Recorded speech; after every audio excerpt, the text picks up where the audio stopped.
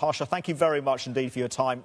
How confident are you then that this IMF mission will successfully persuade the government to restructure their economy and hopefully avoid a default?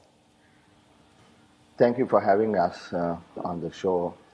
I represent the SJB, the main opposition. You see, there seems to be a disconnect between the central bank and the Ministry of Finance. The Ministry of Finance says one thing, and immediately the central bank sort of denies it.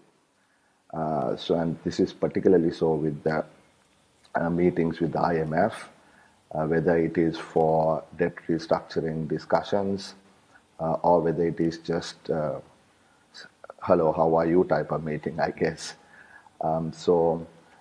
We are caught between these two ideologies almost, whether a homegrown solution is going to work or whether we really need assistance.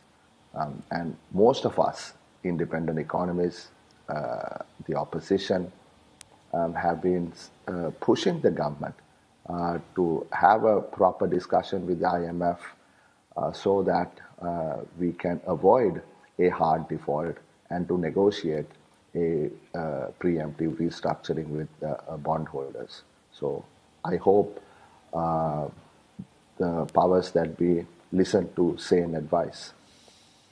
Do you think Sri Lanka can avoid a default?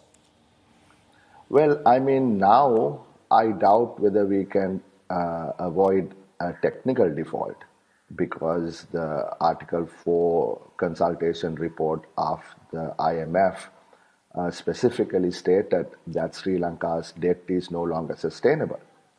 And therefore, the senior staffer who's coming to meet the president this morning obviously is going to convey that to him.